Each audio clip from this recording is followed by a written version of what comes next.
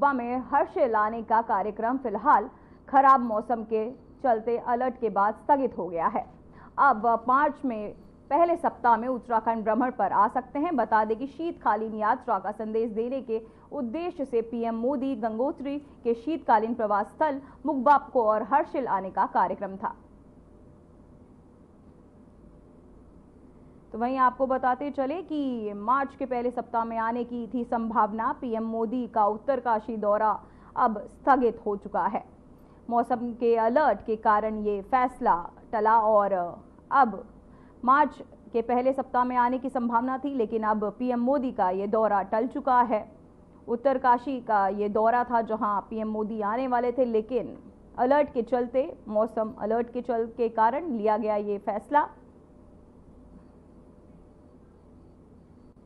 तो वहीं एक बड़ी खबर सामने आ रही है। सीएम पुष्कर धामी पहुंचे कोटद्वार। सीएम ने शहीद मेले का किया शुभारंभ। चंद्रशेखर आजाद की प्रतिमा पर किया माल्यार्पण। सीएम धामी ने प्रतिमा पर की पुष्पांजलि अर्पित। तो वहीं आपको बताते चले कि सीएम धामी ने प्रतिमा पर की पुष्पांजलि अर्पित।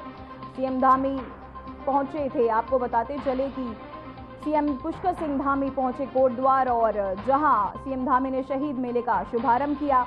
साथ ही चंद्रशेखर आजाद की प्रतिमा पर उन्होंने माल्यार्पण किया। सीएम धामी ने प्रतिमा पर पुष्पांजलि अर्पित की।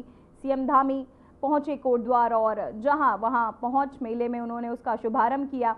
कोटद्वार पहुंच और उसके बाद शहीद भगत सिंह की मूर्ति पर उन्होंने माल्यार्पण किया तस्वीर पर। और आपको दिखाते चले कि सीएम पुष्कर सिंह धामी पहुंचे कोटद्वार, वहां पहुंचकर उन्होंने मेले का शुभारंभ किया। शहीद मेले का शुभारंभ कर उन्होंने माल्यार्पण कर पुष्प अर्पित किया।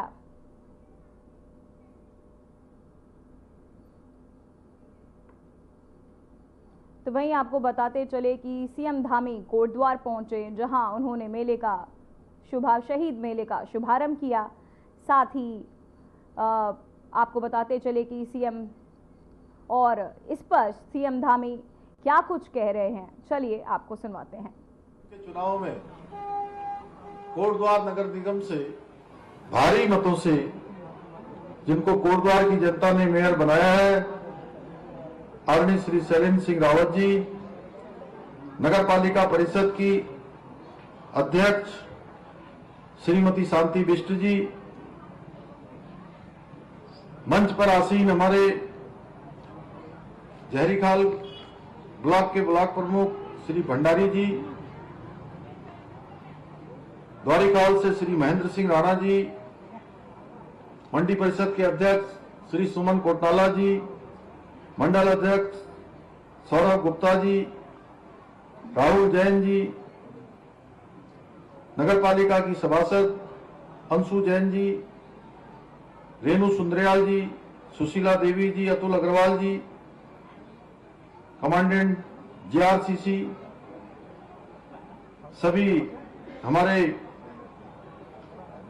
ब्लॉकों से आए हुए क्षेत्र प्रमुख खिरसू श्री भवानी गायत्री जी, प्रमुख दैनी डांडा श्री निवर्तमान प्रशांत जी, निवर्तमान प्रमुख कलजीखाल बीना राणा जी, हमारे सभी मंच पर आसीन सभी हमारे प्रमुख पदाधिकारीगण, हमारे प्रशासन के जिलाधिकारी और पुलिस अधीक्षक, वरिष्ठ पुलिस अधीक्षक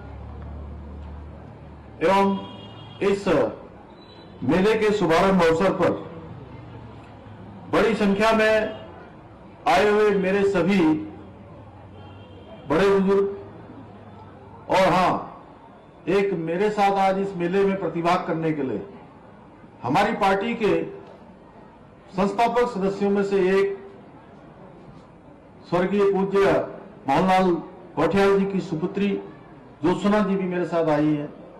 उनकी धर्मपत्नी जी भी यहां पर है।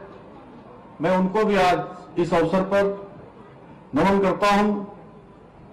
और मेले में प्रतिभाग करने वाले मेरे सभी बड़े बुजुर्ग, सभी उपस्थित माताएं, बहनें, सभी मेरे नौजवान साथियों, मीडिया के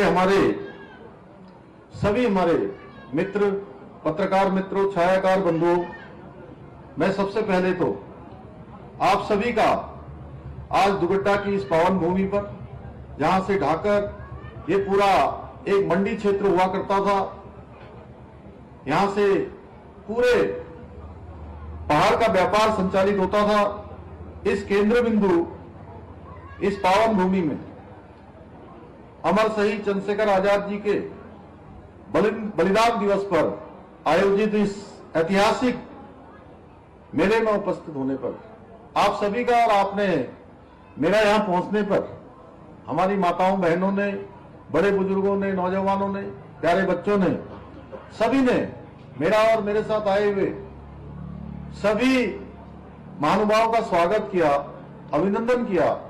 मैं भी आप सभी का अपनी ओर से स्वागत करता हूं, दोनों हाथ जोड़कर आप सबको प्रणाम करता हूं। साथ ही में भारत माता के वीर सपूत बलिदानी चंद्रशेखर आजाद जी को समस्त प्रदेशवासियों की तरफ से, देवभूमि वासियों की ओर से भावांजलि अर्पित करता हूं। मैं इस अवसर पर दुगड्डा की इस वीर भूमि को दोनों हाथ जोड़कर नमन करते हुए दुगड्डा के वीर सपूत महान क्रांतिकारी भवानी सिंह रावत जी को भी अपनी श्रद्धांजलि अर्पित करता हूं। मेरा सौभाग्य है कि मुझे इस ऐतिहासिक मेले के शुभारंभ अवसर पर आप सभी के बीच आने का शुभ अवसर प्राप्त हो रहा है। और सच में आज मैं पहले से निर्धारित कार्यक्रम होने के कारण से काफी सारी दिन भर की व्यस्तता थी, लेकिन जैसे ही मुझे आपकी विधायक रेणु जी ने मुझे कहा कि यह मेला भवानी सिंह रावत जी और चंद्रशेखर आजाद जी की स्मृति में लगता है, इस मेले में आपको अवश्य आना चाहिए, तो सच में मैंने भी एक मिनट नहीं सोचा। मैंने सोचा कि चाहे कितनी भी व्यस्तता क्यों न हो, लेकिन मैं ऐसे अवसर को खोना नहीं चाहता था कि ऐसे वीर बलिदानियों को जहां पर मुझे भावांजलि और श्रद्धांजलि देने का अवसर प्राप्त हो रहा हो। भाइयों बहनों, चंद्रशेखर आजाद जी ने अपने शौर्य, साहस और संकल्प से भारत के स्वतंत्रता संग्राम को एक नई दिशा देने का काम किया। अनेक उन्होंने कठिन संघर्ष किया, कठिन तपस्या करी, लगातार देश को आजाद कराने के लिए उन्होंने अपना सर्वस्व लगाया। उन्होंने मां भारती की स्वाधीनता के इस महायज्ञ में अपने आप को समर्पित करके देश के युवाओं के समक्ष त्याग और राष्ट्रभक्ति का एक अनुपम उदाहरण प्रस्तुत किया। उनका पूरा जीवन राष्ट्र प्रथम के संकल्प को आत्मसात करने वाले प्रत्येक व्यक्ति के लिए आने वाले युगों तक, अनंत काल तक प्रेरणा का स्रोत बना रहेगा। हमारी देवभूमि उत्तराखंड से भी उनका गहरा नाता रहा है। आज से लगभग 95 वर्ष पूर्व, वर्ष 1930 में महान क्रांतिकारी स्वर्गीय भवानी सिंह रावत जी के आमंत्रण पर स्वर्गीय चंद्रशेखर आजाद जी अपने साथ इस दुगड्डा की पवित्र भूमि पर आए थे। उन्होंने कई दिनों तक यहां रहकर अपने युवा साथियों को शस्त्र प्रशिक्षण भी दिया था। इसकी याद दिलाता स्मृति वृक्ष आज भी यहां मौजूद है। यह घटना केवल एक ऐतिहासिक प्रसंग ही नहीं है, बल्कि हमारे गौरवशाली इतिहास का एक महत्वपूर्ण हिस्सा है। यह दुगड्डा की भूमि उस प्रखर ज्वाला की साक्षी है जिसकी लपटों से अंग्रेजी हुकूमत कांप उठी थी। भाइयों बहनों, यहां से भी पूरे देश की आजादी को एक नई ऊर्जा मिली थी। यहां की मिट्टी आज भी उन वीर बलिदानियों की गाथाओं को अपने में सजाए हुए ही। दुगड्डा का यह ऐतिहासिक मेला हमारे उन्हीं वीर बलिदानियों की स्मृतियों को अगली पीढ़ी तक पहुंचाने का विशिष्ट माध्यम है। और निश्चित रूप से ये मेले हमारे लिए हमेशा एक प्रेरणा का स्रोत, हमारी आने वाली पीढ़ी को उनका स्मरण दिलाएंगे जिन्होंने देश की आजादी के लिए अपने प्राणों का बलिदान दिया, एक लंबा संघर्ष किया। उनके जीवन से प्रेरणा मिलेगी। भाइयों बहनों, उत्तराखंड की पवित्र भूमि भी हमेशा वीरों की भूमि रही है। यह देवभूमि के साथ वीर भूमि भी है। चाहे वो स्वतंत्रता संग्राम की लड़ाई हो या फिर देश की सीमाओं की रक्षा हो, उत्तराखंड के वीर सपूतों ने अपने प्राणों की आहुति देकर हमेशा भारत मां के मान सम्मान को बढ़ाने का काम किया है। भारत माता को कभी उन्होंने झुकने नहीं दिया है। चाहे इंद्र सिंह गढ़वाली हो, गब्बर सिंह नेगी, वीर चंद्र सिंह गढ़वाली जैसे अनगिनत रणबांकुरों ने इस भूमि का गौरव बढ़ाने का काम किया है। इस भूमि में जन्म लेकर पूरे देश को गौरवान्वित करने का काम किया है। परंतु दुर्भाग्यवश पूर्ववर्ती सरकारों के कार्यकाल में हमारे कई स्वतंत्रता सेनानियों को भी उचित सम्मान नहीं मिल सका था, जिससे वो वास्तविक हकदार थे, जिससे आने वाली हमारी पीढ़ियां उनका स्मरण करती और उनके पद चिन्हों पर आगे चलती, देश समाज और राष्ट्र के लिए काम करती, प्रेरित होती, उस दिशा में उनको आगे बढ़ने की प्रेरणा मिलती।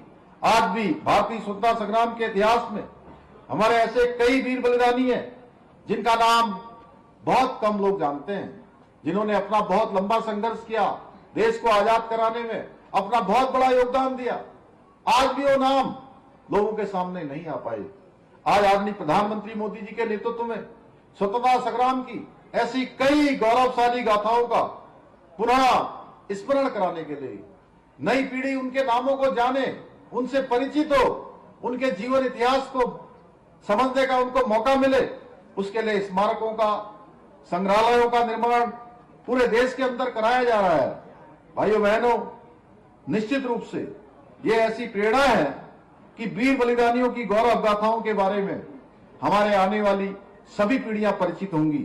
हमारे राज्य में भी सरकार ने ऐसे वीर स्वतंत्रता संग्राम सेनानियों के सम्मान और मां भारती की रक्षा में अपने प्राणों का बलिदान देने वाले वीर सैनिकों और उनके परिवारों के कल्याण के लिए कई योजनाओं की शुरुआत की है। हम एक और स्वतंत्रता सेनानियों की स्मृति में सड़कों का, विद्यालयों का और संस्थानों का नामकरण कर रहे हैं और शहीद स्मारकों का निर्माण और संरक्षण की दिशा में भी हम व्यापक रूप से काम कर रहे हैं। इस कड़ी में हमने उत्तराखंड का 5वां धाम, सैनिक धाम, हम देहरादून के गुनियाल गांव में बना रहे हैं, जिसमें पूरे राज्य के हमारे 1750 से भी ज्यादा जो भारत माता के वीर सपूत जिन्होंने अपना बलिदान दिया है, उनके आंगन की मिट्टी लाकर एक भव्य स्मारक बनाया जा रहा है, भव्य सैनिक धाम बनाया जा रहा है कि आने वाली पीढ़ियां उन सभी को अपने स्मरण में रख सके।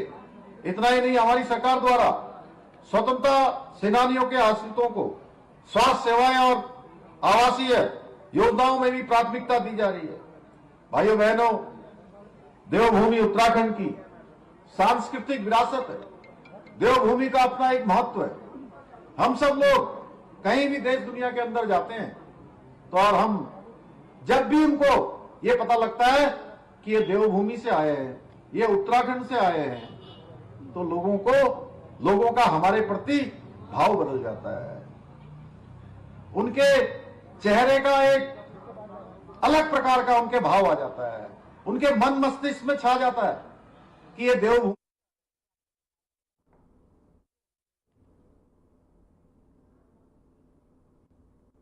तो वहीं उत्तराखंड के मुख्यमंत्री पुष्कर सिंह धामी ने आज देहरादून में एक बयान में कहा कि 2014 के बाद जिस तेज गति से बाबा के धाम का विकास हुआ है, वहां के लोगों ने जो हमें अपना आशीर्वाद दिया है, ये वह अवर्णनीय है। मुख्यमंत्री धामी ने इस दौरान केदारनाथ उपचुनाव का भी जिक्र किया और कहा कि इस उपचुनाव ने देश की राजनीति को एक नई दिशा दी है। सीएम धामी ने यह भी बताया कि राज्य सरकार ने केदारनाथ और अन्य धार्मिक स्थलों के विकास के लिए कई योजनाओं की शुरुआत की है और इन प्रयासों के से क्षेत्र में विकास उल्लेखनीय सुधार आया है। उनके मुताबिक केदारनाथ उपचुनाव में जनता ने जो समर्थन दिया, उससे यह साफ है कि जनता का विकास सरकार पर बना हुआ है। तो आपको बताते चले, ये साफ हुआ कि जनता का विश्वास सरकार पर बना हुआ है।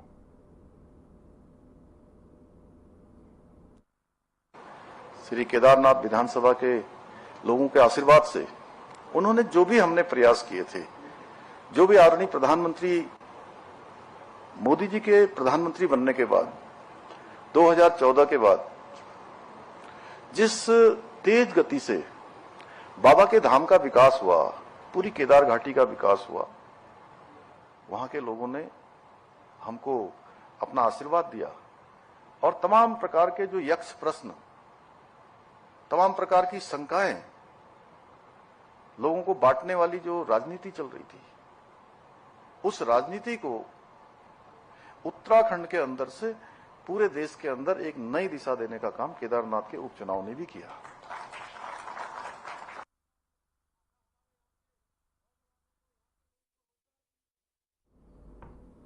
तो वहीं कांग्रेस के पूर्व अध्यक्ष और वरिष्ठ नेता गणेश गोदियाल ने हल्द्वानी पहुंचकर प्रदेश सरकार के खिलाफ मोर्चा खोला, जहां एक प्रेस वार्ता में उन्होंने उत्तराखंड की बीजेपी सरकार पर गंभीर आरोप उठाए।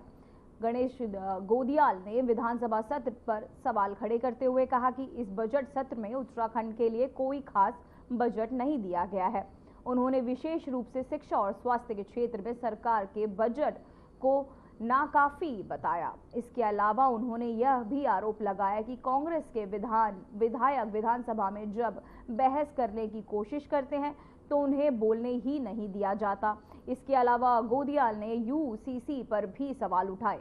उन्होंने कहा कि बीजेपी केवल धर्म की राजनीति कर रही है और आरोप लगाया कि बीजेपी सरकार के तहत उत्तराखंड में डेमोग्राफी चेंज हो रहा है।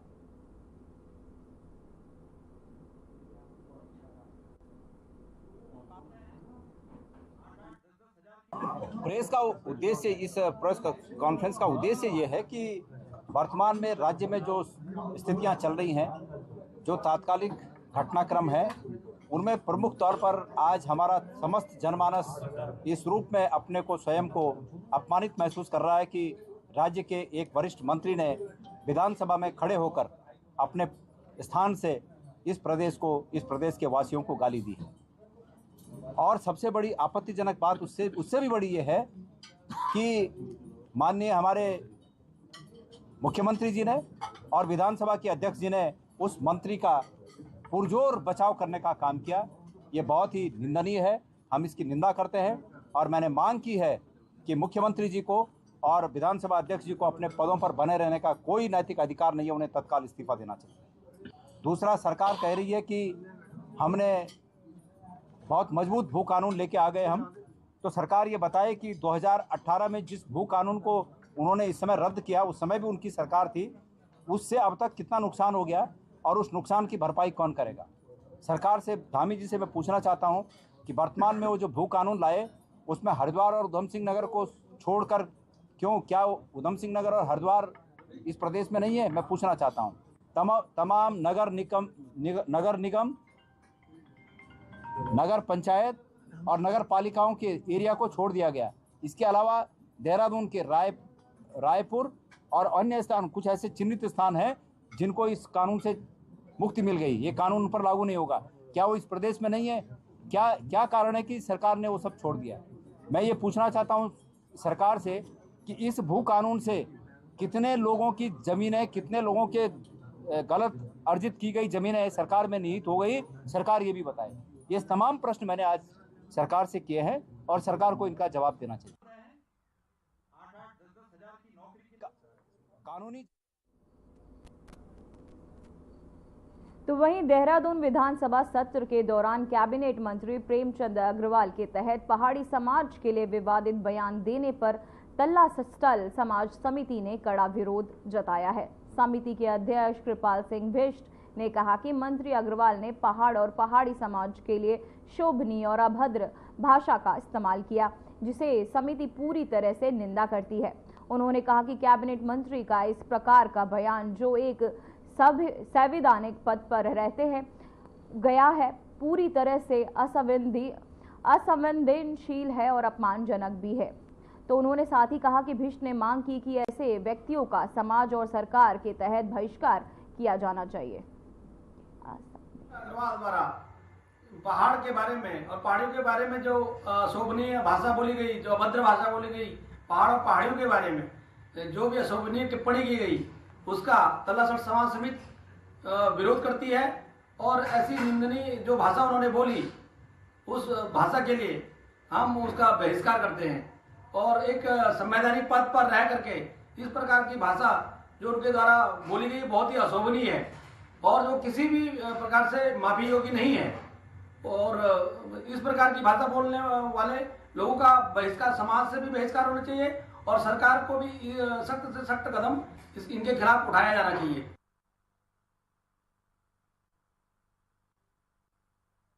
तो वहीं भारतीय मानक ब्यूरो BIS ने सरोवर होटल भूपतवाला में अहम सत्र का आयोजन किया, जिसमें एम्बुलेंस इंडस्ट्रियल से जुड़े जहां एल्युमिनियम और इंडस्ट्रियल से जुड़े संशोधित मानकों और गुणवत्ता नियंत्रण आदेश को लेकर जागरूकता अभियान चलाया गया। इस कार्यक्रम का आयोजन देहरादून स्थित भारतीय मानक ब्यूरो के निदेशक सौरभ तिवारी और सिडकुल मैन्युफैक्चरिंग संगठन के अध्यक्ष हरेंद्र गर्ग के ने दीप प्रज्वलित कर किया। आपको बताते कि भारतीय मानक ब्यूरो संयुक्त निर्देश सचिन चौधरी ने प्रोटेक्शन के माध्यम से इस पर अहम जानकारी दी। तो आपको बताते चले, भारतीय मानक ब्यूरो लगातार कार्यक्रमों, सेमिनार के माध्यम से उपभोक्ताओं को जागरूक करने का काम कर रहा है।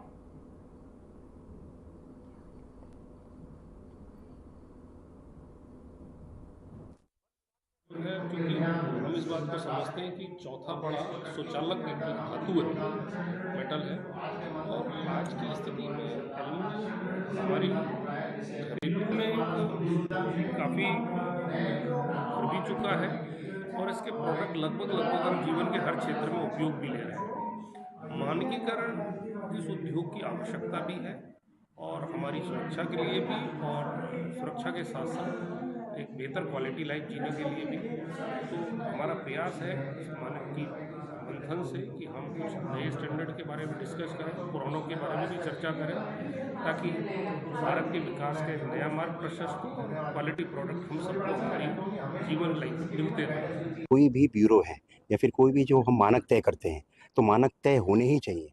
और जैसा रिसर्च में हम कहते हैं कि सबसे पहले कॉन्सेप्ट है, कॉन्सेप्ट के बाद प्रोसेस है, और प्रोसेस के बाद फिर हम एप्लीकेशन करते हैं, और एप्लीकेशन आता है तब उसका रिजल्ट आता है।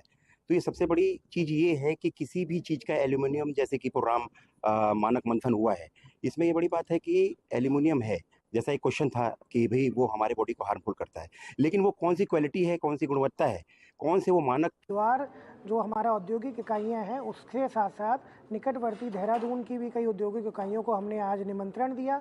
उनसे ये आज हम आशा कर रहे हैं कि जो भी औद्योगिक इकाई एल्यूमिनियम कास्टिंग को यूज़ करती है, वो इस विषय पर अपने विचार रखे और उसकी गुणवत्ता को बनाए रखने के लिए जो भी उनके सुझाव हैं वो दें।